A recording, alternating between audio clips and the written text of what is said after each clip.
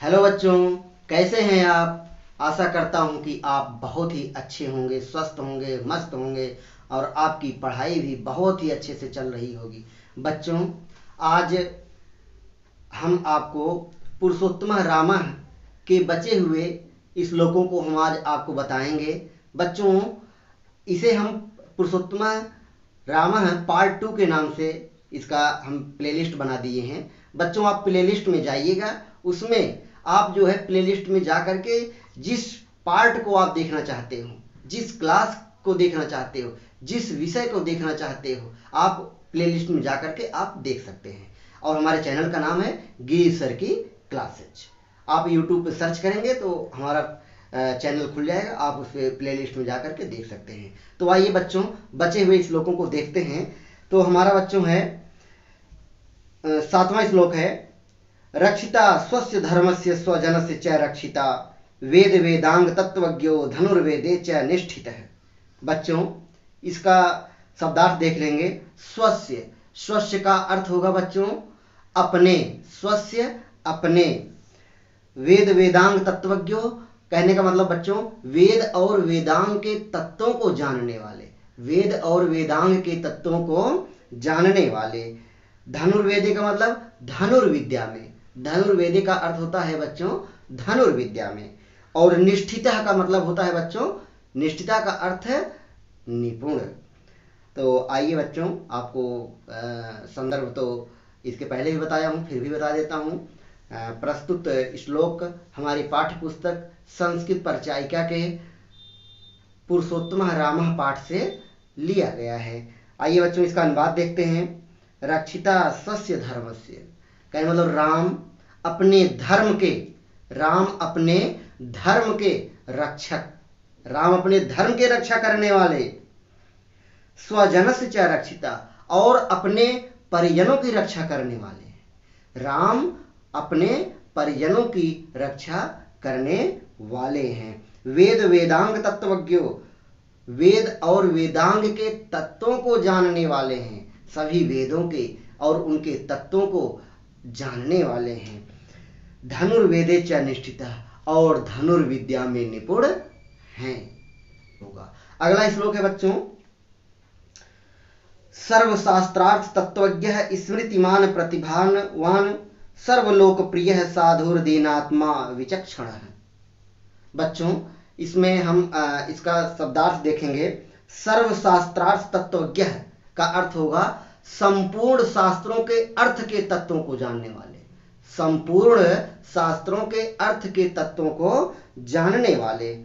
अगला होगा बच्चों इसका शब्दार्थ स्मृतिमान का मतलब अच्छी स्मरण शक्ति वाले, अच्छी स्मरण शक्ति वाले। अगला है बच्चों इसमें प्रतिभावान, प्रतिभावान का मतलब प्रतिभाशाली। साधुर्दीनात्मा कहने का मतलब, साधुर्दीनात्मा का अर्थ होगा बच्चों सज्जन, उदार आशय अर्थात स्वतंत्र विचार वाले। और बच्चों विचक्षण का मतलब होगा बच्चों विद्वान चतुर, विचक्षण का अर्थ होगा बच्चों विद्वान चतुर। तो आइए बच्चों इसका अर्थ देखते हैं। सर्वशास्त्रार्थ तत्वज्ञ स्मृतिमान प्रतिभावान। राम, राम संपूर्ण शास्त्रों के अर्थ के तत्वों को जानने वाले। स्मृतिमान प्रतिभावान, स्मृतिमान प्रतिभावान और अच्छी स्मरण शक्ति वाले, और अच्छी स्मरण शक्ति वाले। प्रतिभावान और प्रतिभाशाली। सर्वलोकप्रिय साधुर्दीनात्मा विचक्षण है। सर्वलोकप्रिय का अर्थ होगा बच्चों कि संपूर्ण संसार के लिए वे प्रिय थे। राम संपूर्ण संसार के लिए प्रिय थे। साधुर्दीनात्मा और वे संपूर्ण, और वे सज्जन, सज्जन थे। राम सज्जन थे, स्वतंत्र विचारों वाले थे और वे विचक्षण चतुर थे। राम सज्जन थे, स्वतंत्र विचारों वाले थे और वे चतुर थे। बच्चों अगला श्लोक है बच्चों, स च नित्यम प्रशांतात्मा मृदपूर्वम च भासते उच्चमानोपि परसम नोत्तरम प्रतिपद्यते। बच्चों इसका शब्दार्थ देखेंगे। प्रशांतात्मा प्रशांत मन वाले, प्रशांतात्मा प्रशांत मन वाले। आगे है बच्चों मृदु, मृदु का मतलब होता है मधुर भाषी, भाषते का अर्थ होगा बच्चों बोलते हैं। परुषम का मतलब होता है बच्चों कठोर, प्रतिपद्यते का अर्थ होता है कहते हैं। आइए बच्चों इसका अर्थ देखते हैं। सच नित्यम प्रशांतात्मा, राम वह राम नित्य शांत मन वाले, राम नित्य शांत मन वाले। मृदु पूर्वम च भाषते, और मृदुभाषी थे, मधुर वाणी बोलने वाले थे। उच्च मानोपी, और स्वाभिमानी होने पर भी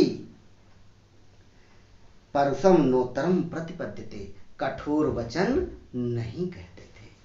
स्वाभिमानी होने पर भी कठोर वचन नहीं कहते थे। बच्चों अगला श्लोक है कदाचित उपकारेण कृते नैकेन तुष्यति न स्मृत्य उपकाराणाम सतम अपि आत्मशक्तया। शब्दार्थ देखेंगे बच्चों। शब्दार्थ है कदाचित मतलब कभी, उपकारेण उपकार के द्वारा, कृते करने पर, एकेन एक ही, तुष्यते संतुष्ट हो जाते हैं, स्मृति याद रखते हैं, अपि भी, अपकाराणाम अहित, शतम सैकड़ों। अनुवाद होगा बच्चों, इसका अर्थ बताएंगे। कदाचित उपकारेण कृते नैकेन तुष्यति, वे राम कदाचित एक ही उपकार किए जाने पर संतुष्ट हो जाते हैं, एक ही उपकार किए जाने पर संतुष्ट हो जाते हैं। न स्मृत्य अपकाराणाम सतम अपि आत्मशक्तया, कहने मतलब और अपने प्रति किए गए सैकड़ों अपकारों को भी, मतलब अप्रिय कार्यों को भी स्मरण नहीं रखते हैं। अगला श्लोक होगा बच्चों सर्व विद्या व्रत स्नातो यथावत सांग वेदवित, अमोघ क्रोध हर्षश्च त्यागम संयम कालवित।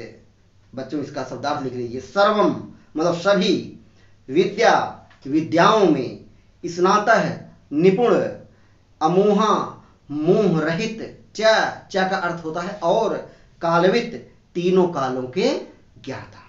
आइए बच्चों इसका अर्थ देखते हैं। सर्व विद्या व्रत स्नातो यथावत सांग वेदवित, वे राम के लिए कहा जा रहा है बच्चों, यहाँ पे राम के लिए कहा जा रहा है, राम के विषय में बातें बताई जा रही हैं। तो यहाँ कहा जाएगा वे राम जैसे सभी विद्याओं में निपुण हैं, सर्व विद्या व्रत स्नातो, वे राम जैसे सभी विद्याओं में निपुण हैं, यथावत सांग वेदवित वैसे ही सभी 6 अंगों के साथ वेद के भी ज्ञाता हैं। कहने का अर्थ है कि वे राम जैसे सभी विद्याओं में निपुण हैं, वैसे ही सभी 6 अंगों के साथ वेदों के भी ज्ञाता हैं। अमोघ क्रोध हर्षश्च त्याग संयम कालवित, वे राम अमोघ, अमोघ का अर्थ बताया गया था बच्चों मोह रहित, वे राम मोह, क्रोध और हर्ष से रहित हैं। कहने मतलब इनके अंदर न तो मोह है और न तो क्रोध आता है इन्हें, और न तो ज्यादा ये प्रसन्न होते हैं लेकिन ज्यादा प्रसन्न नहीं होते हैं कि ज्यादा खुशी का दिन आ गया तो ज्यादा खुशी हो जाए, ऐसा उनके अंदर नहीं था, क्योंकि राम धीर गंभीर स्वभाव के थे। तो यहाँ कहा जाएगा वे राम मोह, क्रोध और हर्ष से रहित हैं। त्याग संयम कालवित, वे त्यागी, संयमी और काल को जानने वाले हैं। काल को जानने वाले का अर्थ है कि तीनों कालों के, मतलब वर्तमान, भूत, वर्तमान और भविष्य, तीनों कालों को जानने वाले हैं बच्चों। कहने मतलब फिर से सुनो, वे राम जैसे सभी विद्याओं के, सर्व विद्या स्नातो यथावत सांग वेदवित, वे राम जैसे सभी विद्याओं में निपुण हैं, वैसे ही सभी 6 अंगों के साथ वेदों के भी ज्ञाता हैं। अमोघ क्रोध हर्षश्च त्यागम संयम कालवित, वे राम मोह क्रोध और हर्ष से रहित हैं।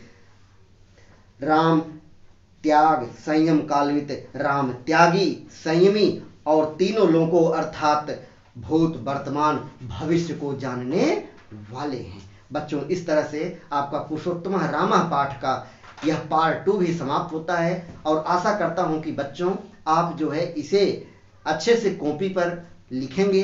जब तक आप लिखेंगे नहीं बच्चों तब तक ये आपको समझ में नहीं आने का। बच्चों मैं बोल रहा हूं ठीक है, लेकिन जब आप लिख लोगे तो वो एकदम से अस्थायी हो जाएगा बच्चों। इसलिए आप इसे कॉपी पर जरूर लिखिएगा बच्चों, और लिख करके नोट्स बनाइए और उसे 2-3 बार देखिए, उसे भी 2-3 बार देखिए और वीडियो को फिर से बार बार जो है देखने का प्रयास कीजिए। बच्चों आप जो है प्लेलिस्ट में जा करके अपने संबंधित पाठ्यक्रम को वहां पे देख करके आप पढ़ाई कर सकते हैं। जारी रखिए। धन्यवाद।